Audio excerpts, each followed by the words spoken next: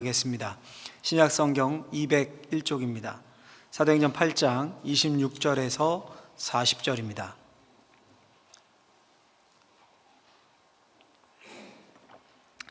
주의 사자가 빌립에게 말하 이르되 일어나서 남쪽으로 향하여 예루살렘에서 가사로 내려가는 길까지 가라 하니 그 길은 광야라. 일어나 가서 보니 에디오피아 사람 곧 에디오피아 여왕 간다게의 모든 국고를 맡은 관리인 메시가 예배하러 예루살렘에 왔다가 돌아가는데 수레를 타고 선지자 이사야의 글을 읽더라. 성령이 빌립더러 이르시되 이 수레로 가까이 나아가라 하시거늘 빌립이 달려가서 선지자 이사야의 글 읽는 것을 듣고 말하되 읽는 것을 깨닫느냐.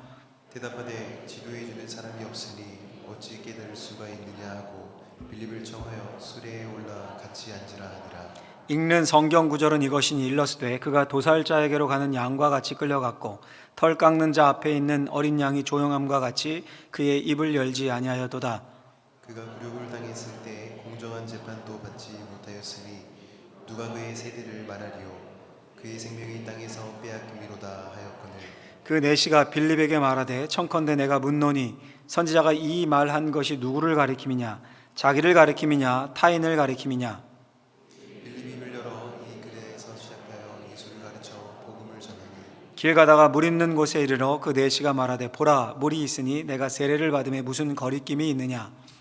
이에 명하여 수레를 멈추고 빌립과 내시가 둘 다 물에 내려가 빌립이 세례를 베풀고 둘이 물에서 올라올새 주의 영이 빌립을 이끌어간지라. 내시는 기쁘게 길을 가므로 그를 다시 보지 못하니라. 빌립은 아소도에 나타나 여러 성을 지나다니며 복음을 전하고 가이사라에 이르니라. 아멘. 잠시 기도하겠습니다. 하나님, 우리를 사랑하셔서 부르시고 말씀 앞에 두셨습니다. 이 시간 성령이 우리 안에 계셔서 운행하심을 믿습니다. 성령께서 깨닫게 하시고 확신과 믿음과 또 결단하는 시간이 되게 하여 주옵소서. 예수님의 이름으로 기도하옵나이다. 아멘. 오늘은 예수를 믿고 세례를 받고라는 제목으로 하나님의 말씀을 전하고자 합니다. 사진을 한 장 보여주시면 어디로 보이십니까? 교회를 사랑하는 분들은 대번에 아실 텐데 우리 교회 뒷마당 뜰입니다. 제가 금요일 오후에 이 사진을 제가 직접 휴대폰으로 찍었는데요. 어떻습니까? 아직도 잔디가 좀 누렇고 여전히 앙상한 가지, 생명력이 없어 보입니다. 두 번째 사진 한번 보여주시면 어때요, 여러분? 같은 뒷마당 뜰 같은 나무예요. 뒤에 배경이 같죠? 건물이. 제가 가까이서 줌인해서 찍었습니다. 멀리서 볼 때 저렇게 앙상하고 생명력이 없는 것 같았는데 가까이서 보니까 저렇게 꽃망울이 수도 없이 따닥따닥따닥 맺혀 있습니다. 다음 사진 보여주시면 그 옆에 있는 나무예요. 꽃도 막 이제 피어나고 있습니다. 금요일이니까 아마 오늘은 더 활짝 폈을 것 같은데 나가다 한번 보십시오. 죽은 것 같은 앙상한 나무가 이렇게 때가 되자 꽃망울이 맺고 또 꽃이 피고 이렇게 생명력을 나타냅니다. 숨어있던 생명의 힘이 이렇게 활짝 기지개를 펴고 만개를 하기 시작합니다. 오늘 이 2부 예배 때 우리가 세례식을 했는데요. 세례식 다시 한번 축하를 드리고, 솔직히 전 이번 세례식 때 이 세례 받은 분이 있을까, 세례 받을 분이, 이런 생각을 잠시 했었습니다. 왜냐하면 코로나19로 우리 새신자들이 교회 오지 못하고 등록된 교인 위주로 받고, 특별히 전도의 문도 많이 막혀 있지 않았습니까? 누군가 오고 교회에, 그리고 와서 말씀을 듣고 고백을 하고 회심을 해야 세례를 받는 거잖아요. 그래서 세례 받는 분이 없을 줄 알았습니다. 그런데 14명이 유아 세례, 혹은 입교를 이렇게 하셨습니다. 물론 이제 코로나 이전에 비하면 절반 정도밖에 불과하지만 그래서 저는 너무 감사했습니다. 마치 죽은 것 같고 앙상한 나무 같은데 때가 되자 꽃망울이 생기고 꽃이 피는 것 같은, 세례자 명단을 제가 보고받고 어제 주보 인쇄된 걸 보고 복음의 생명력을 느끼고, 금요일 밤 심야기도 시간에 또 어제 밤에 설교를 작성하면서 이분들을 위해 기도하면서 얼마나 감사했는지 모릅니다. 여러분, 그러면서 저를 포함한 우리 모두가 예수를 믿고 그 믿음을 고백하며 세례를 받은 것이 얼마나 감사하고, 대부분은 세례교인들이시거든요. 아닌 분들은 내가 믿음이 생기면 바로 세례식에 동참하시고 공포하시면 좋습니다. 이게 얼마나 감사하고 놀랍고 심지어 신비로운 일인지를 새삼 깨닫게 되었습니다. 오늘 말씀을 통해서 이 사도행전 연속 설교할 때 제가 몇 주 전에 이미 살펴본 말씀인데, 우리가 다시 이 본문을 저를 돌아보게 하셔서 다시 본문으로 복음을 듣고 예수를 믿고 그리고 세례를 받은 이것이 얼마나 귀한 일인지를 생각해 보고자 합니다. 두 가지로 나누어 생각해 볼 텐데요. 첫 번째는 예수를 믿고에 해당돼요. 우리 같이 한번 읽어보겠습니다. 예수를 믿는 것은 결코 우연이 아니라 하나님의 놀라운 부르심이다. 예수님을 믿는 게 이게 우연히 뭐 이렇게 이 자리에 있는 게 아니라, 예수를 믿는 게 아니라 하나님의 놀라운 부르심입니다. 오늘 본문은요, 전도자 빌립이 에티오피아의 재무부 장관, 여왕의 그 창고지기인 내시에게 복음을 전하고 세례를 주는 이야기입니다. 빌립이 성령이 충만해서 유대인들이 거들떠 보지도 않는 개돼지로 여기는 사마리아 성까지 올라가서 거기서 복음을 전했습니다. 사마리아 사람들도 말씀을 받고 그 성에 복음의 기쁨이 충만했습니다. 심지어 박수무당인 시몬이라는 사람까지도 회심을 했습니다. 그리고는 성령의 인도하심 가운데 광야길을 걸어서 가사라는 곳에 가게 됩니다. 갔더니 이 내시가 마차를 타고 자기 나라 에티오피아로 돌아가고 있었습니다. 이 내시는 구도자였습니다. 구도자. 아마도 디아스포라, 그러니까 조상 때부터 이제 흩어졌다는 거거든요. 흩어진 유대 혈통을 지닌 자였거나 유대교에 입교한 이방인이었을 것 같습니다. 여러분, 우리나라도 일제강점기 때 막 흩었잖아요. 우리 국민들을 만주로, 연해주로, 하와이 사탕수수 밭으로 이렇게 흩어진 그런 분들 있지 않습니까? 그래서 조선족이 있는 거고, 이민 3세들 있고, 그거 생각하시면 딱 맞습니다. 구약시대 이스라엘이 망했습니다. 남왕국이 망했어요. 그래서 흩어졌습니다. 유대인들이 여기저기 포로로 끌려가고, 그 중에 정착해 살면서 혼혈인도 생겼을 테고, 외국에 살지만 심지어 혼혈이지만 여전히 야훼 신앙에 관심을 둔 자, 그런 사람들도 있었습니다. 내시도 그런 사람 중 한 명이었던 것 같습니다.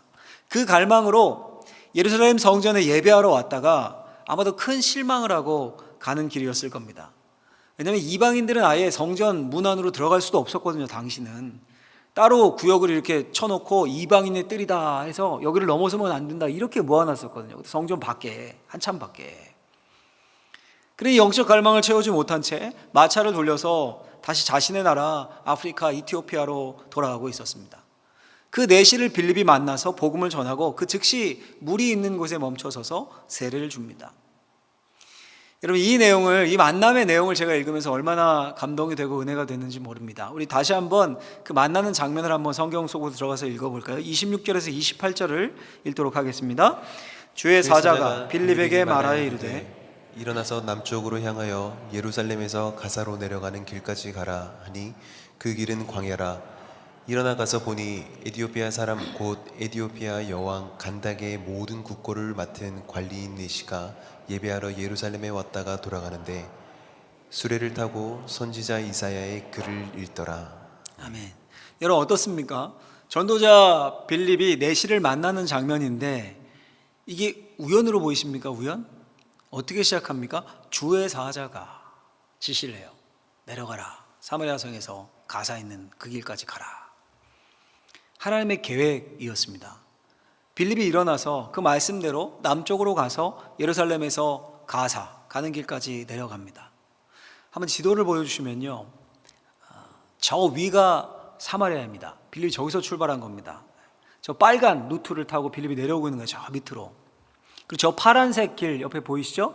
파란색, 그게 내시가 예루살렘, 저 중간쯤이 예루살렘이에요. 예루살렘에서 가사로 내려가서 점점점점점 절로 통해서 이티오피아로 가는 겁니다. 저 중간 지점에서 둘이 만난 거예요. 빨간 점과 파란 점이 만나고 있죠, 선이. 사마리아가 예루살렘에서 약 56km 정도 떨어져 있습니다. 그러니까 빌립이 약 70km, 80km의 길을 걸어서 영문도 모른 채 저 광야길을 걸어 내려온 겁니다. 내시는 집으로 가고 있고, 그리고 적어도 하루 전에는 내시보다 먼저 출발한 거예요. 저 길이가, 파란색 길이가 한 2배 정도 되잖아요, 빨간색보다. 마침 내시가 그 덜컹거리는, 당시 비포장도로죠, 포장도로 아니죠, 덜컹거리는 마차에서 뭘 하고 있습니까? 수레를 타고 선지자 이사야의 글을 읽더라. 선지자 이사야의 글 두루마리를 펼쳐서 읽고 있습니다. 읽는 부분이 어디였습니까? 마침 그때 32절 33절 8장 읽어보겠습니다. 읽는 성경 구절은 이것이니 일렀으되 그가 도살자에게로 가는 양과 같이 끌려갔고 털 깎는 자 앞에 있는 어린 양이 조용함과 같이 그의 입을 열지 아니하였도다. 그가 굴욕을 당했을 때 공정한 재판도 받지 못하였으니 누가 그의 세대를 말하리요. 그의 생명이 땅에서 빼앗김이로다 하였거늘. 아멘. 그가 도살자에게로 가는 양과 같이 끌려갔고 털 깎는 자 앞에 있는 어린 양이 조용함 같이 그의 입을 열지 아니하였도다. 그가 굴욕을 당했을 때 공정한 재판도 받지 못하였으니 누가 그의 세대를 말하리요. 그의 생명이 땅에서 빼앗김이로다. 이 부분을 읽고 있었어요. 이사야서 53장입니다. 도대체 그가 누굴까? 궁금해 견딜 수가 없었습니다. 내시가 묻죠. 34절에 보니 내가 묻노니 선지자가 말하는 것이 누구를 가리킴입니까? 자기를 가리킴이냐 타인을 가리킴이냐? 도대체 그가 누굽니까? 그가 이 고난받는 종이 누구입니까? 묻고 있습니다. 그가 누굽니까? 고난받는 종이? 예수님이죠. 예수님. 마침 딱 그 부분을 읽고 있었습니다. 빌립이 마차에 올라타서 너무도 쉽게 복음을 전합니다. 자, 여러분 어떻습니까? 이 모든 게 우연일까요? 아니죠. 철저한 하나님의 섭리요 계획이요 부르심입니다. 이티오피아 내시한 사람을 불러서 이방인의 첫 열매로 삼기 위해서 하루 전에 빌립을 출발시키셨습니다. 마침 빌립이 마차를 딱 마주하는 그때 내시가 그 덜컹거리는 그 속에서 두루마리를 펴 읽어야겠다는 마음 주셨고 이 펴서 읽은 곳이 마침 이사야 53장이었습니다. 그 광야에서 복음을 듣게 하셨고 믿음을 고백하게 하셨고 가는 도중 광야길에서 물을 만나게 하시고 세례를 받게 하셨습니다. 이 모든 것이 우연입니까? 하나님의 계획입니다. 부르심입니다. 한치의 오차도 없이 이들을 만나게 하셨고 구원의 역사를 이루셨습니다. 여러분 이건 비단 성경 속의 이야기만이 아닙니다. 성경 속의 이야기만이 아니에요. 제가 서울에서 이렇게 사역을 할 때 이런 일이 있었습니다. 제 기억에 남은 성도님 중 한 분인데 한 남자 어르신이 교회에 온 겁니다. 노인이셨습니다. 노인. 근데 당시 교회가 학교 교회라 이렇게 대로변에서 금방 교회가 보이질 않았어요. 학교니까 골목 안으로 들어와야 학교 건물들이 쫙 있으니까요. 학교 건물들도 많아서 교회랑 같이 써서 교회 입구가 어딘지도 이거 잘 알기, 처음 오는 사람은 알기 힘들었는데 근데 오셨어요. 교회 안에 들어오셔서. 제가 그때 새가족과 어른 교구를 담당하고 있어서 만나서 이제 묻고 교제하고 신방하고 이랬는데 발걸음이 그냥 향해서 오게 됐다는 거예요. 발걸음이 향해서 그 골목에. 근데 그런 줄로만 알았는데 나중에 알고 보니까 따님이 정말 신실한 그리스도인이었습니다. 한국에 안 살고 일본에 사니까 아빠를 자주 만날 수가 없잖아요. 아버지 구원을 위해 기도를 엄청 많이 한 겁니다. 기도를.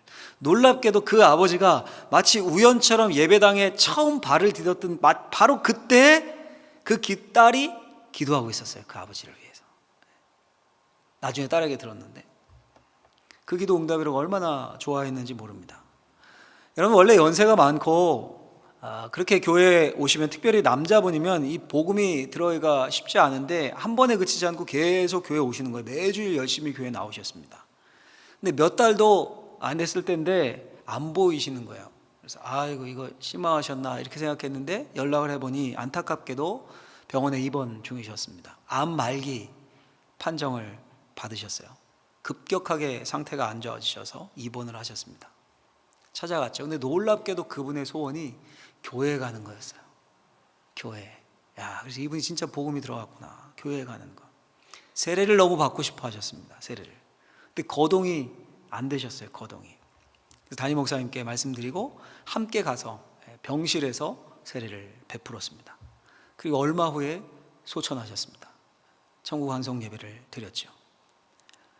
여러분 한번 생각해 보십시오. 이 모든 게 우연일까요? 우연?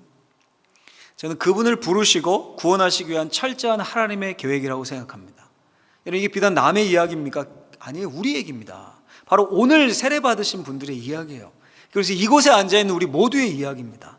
우리는 결코 우연히 어쩌다 보니 이 자리에 앉아있는 게 아닙니다. 하나님이 우리를 부르시기 위해서 엄청난 대가를 지불하셨습니다. 영광의 본체이신 그분이 인간의 몸을 입고 이 땅에 오셨어요. 온갖 수치, 모욕 다 당하시고 십자가에 죽으셨습니다. 그리고 그 십자가 앞으로 우리를 부르셨습니다. 우리를 이 자리에 있게 하기 위해서 한치의 오차도 없이 움직이셨고 우리가 복음을 듣고 반응해서 이 자리에 있는 겁니다. 어떤 분들은 부모님, 조부모님, 가문을 통해 전해진 복음을 듣고 또 때로는 친지, 이웃, 친구, 전도자 혹은 개인의 갈급함 그 어떤 방식이든 여러분들을 위해 하나님이 한치의 오차도 없이 움직이고 부르신 거예요. 이 부르심에 먼저 감사하셨으면 좋겠습니다. 저를 여러분들을 사랑하셔서 하나님이 택하시고 부르셨습니다. 복음을 듣게 하셨고 믿음을 주셨어요. 이 사실을 기억하면 우리 예배가 달라질 겁니다, 여러분. 예수 믿는 것이 얼마나 소중한 것인지를 알게 될 겁니다. 이 사순절 기간을 보내면서 여러분, 이 부르심만으로도 감사하며 감격해 할 수 있는 저와 우리 사랑하는 성도님들이 되시기를 예수님의 이름으로 축원합니다. 축원합니다. 둘째로요, 세례를 받고 해당돼요. 세례를 받고 같이 한번 읽어보겠습니다. 세례를 받음은 우리가 예전의 옷을 벗고 예수 그리스도로 옷 입었음을 의미한다.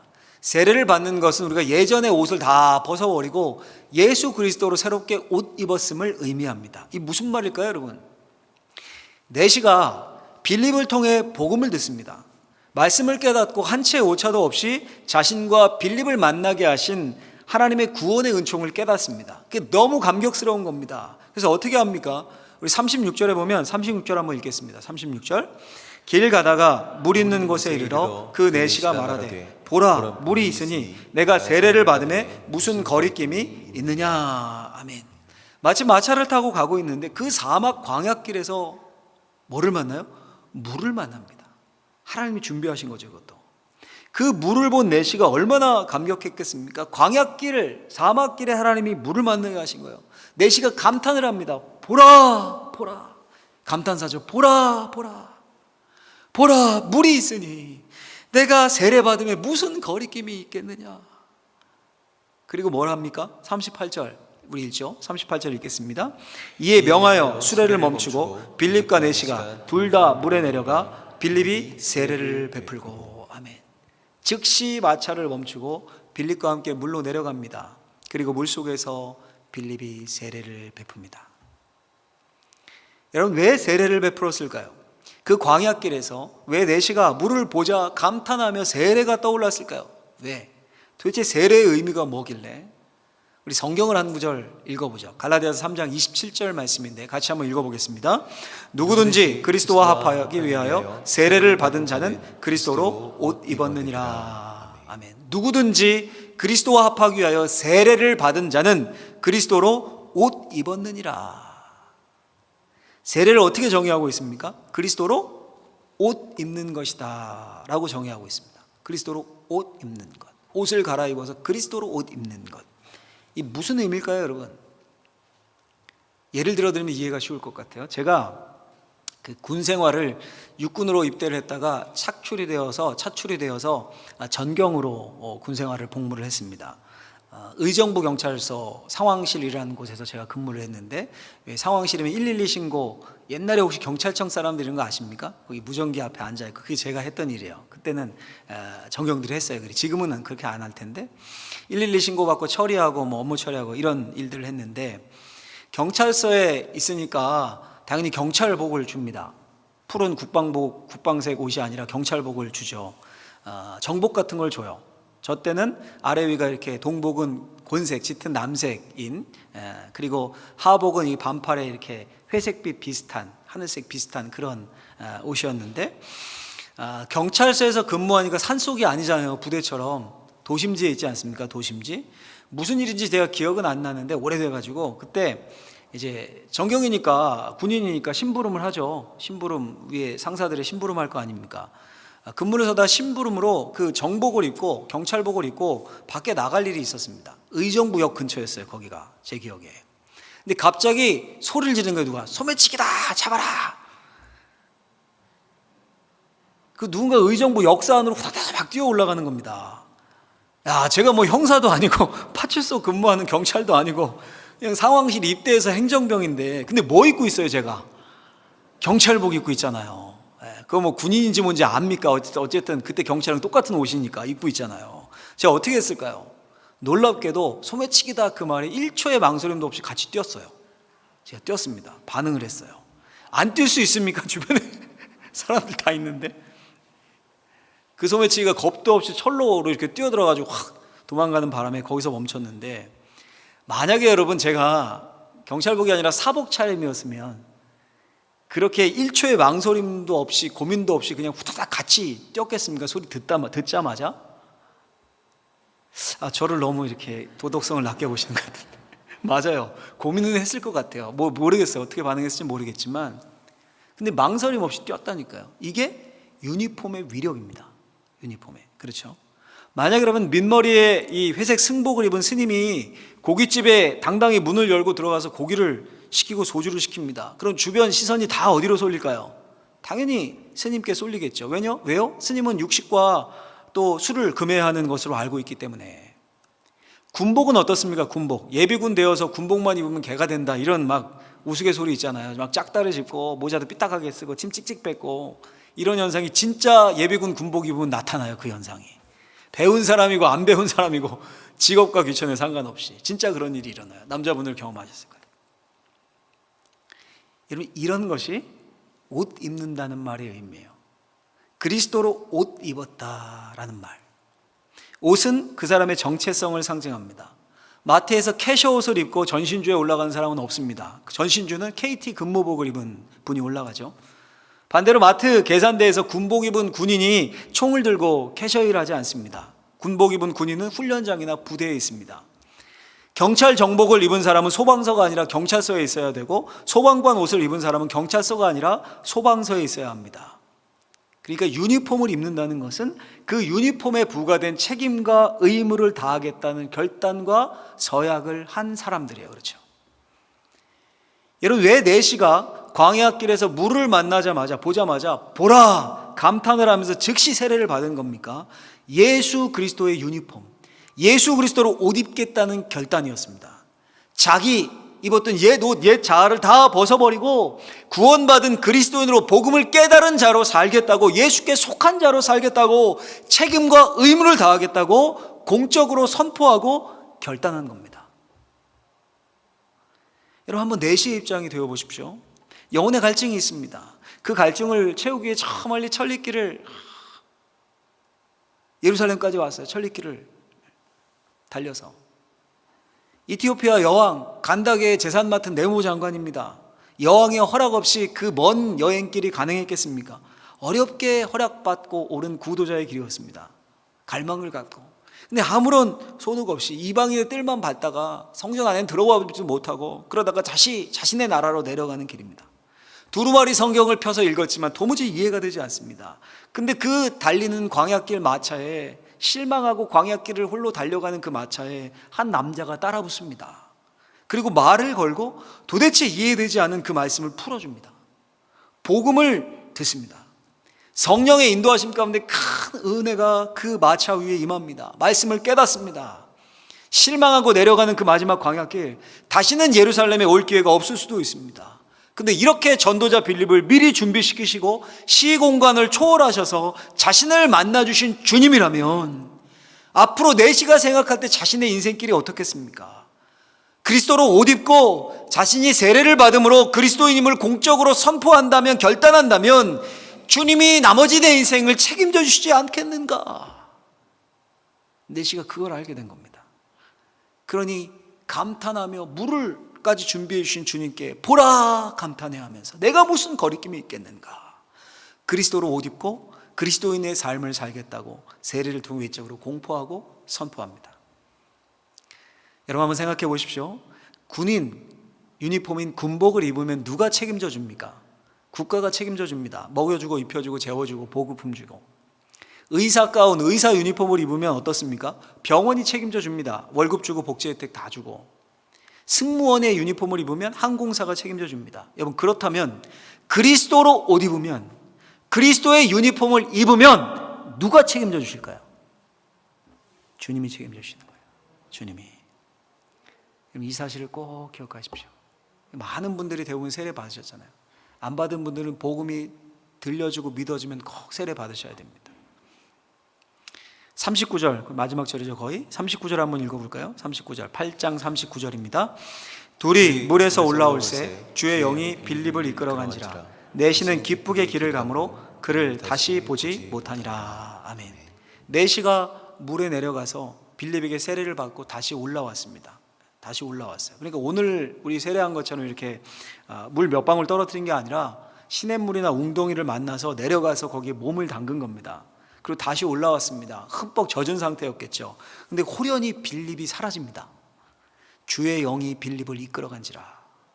내시가 초자연적인 현상을 경험한 겁니다.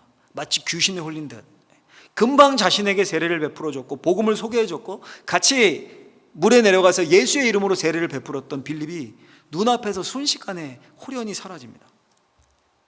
야, 마치 꿈을 꾼 것 같아요. 내가 환상인가 이게? 근데 몸은 흠뻑 젖어 있습니다. 몸은. 그리고 말씀을 알겠어요. 깨달아졌어요. 빌립은 사라졌고 다시 혼자 광야길을 가야 합니다. 근데 내시가 바뀌었습니다. 어떻게 바뀌었습니까? 이렇게 되어 있죠. 내시는 기쁘게 길을 가므로. 그 안에 기쁨이 충만했습니다. 홀로 가는 광야길인데 왜 기쁨이 충만했습니까? 이제 예수 유니폼을 입고 주님과 함께하는 삶으로 진입했기 때문입니다. 여러분, 이게 예수를 믿고 세례를 받는 거예요. 여러분, 그리고 생각해 보세요. 옷을 한 번만 입고 맙니까? 한 번 입으면 한 1년 입습니까? 옷은 매일 입습니다. 매일. 그렇죠? 예수 유니폼을 입는 것도 마찬가지입니다. 공식 석상에서 이렇게 세례식을 하고 예수님의 사람을 공포하는 세례식은 한 번입니다. 딱 한 번에 끝납니다. 마치 부부가 되는 결혼식을 한 번 하듯이. 근데 결혼식 하고 나서는 이제 무슨 일이 벌어지는 겁니까? 함께 사는 거잖아요. 둘이 부부가 함께 사는 거 아닙니까? 그거 똑같아요. 세례식이 우리가 매일매일 세례 함께 사는 거예요. 매일 주님과 교제하고 매일 말씀에 젖고 매일 기도에 빠지고 우리가 주님으로 옷 입고 있음을 확인하면서 매일 주님과 동행하는 겁니다. 여러분, 사랑하는 우리 성도님들, 이 코로나19라는 상황 속에서 왜 이 자리에 오셨습니까? 교회에 오면 무슨 유익이 있으십니까? 누가 돈 줍니까? 오히려 헌금 한다고 돈 내시잖아요. 예전에는 밥이라도 한 그릇 먹었는데 요즘 코로나 때문에 밥도 안 주고. 뭐 때문에 오십니까? 요즘 같은 자본주의 시장의 논리가 다 지배하는 세상에서 아무런 이득도 손에 쥐어지는 게 없지 않습니까? 시간은 투자해야 되고 헌금도 돈도 투자해야 되고 헌금도 드려야 되고. 왜 오셨습니까?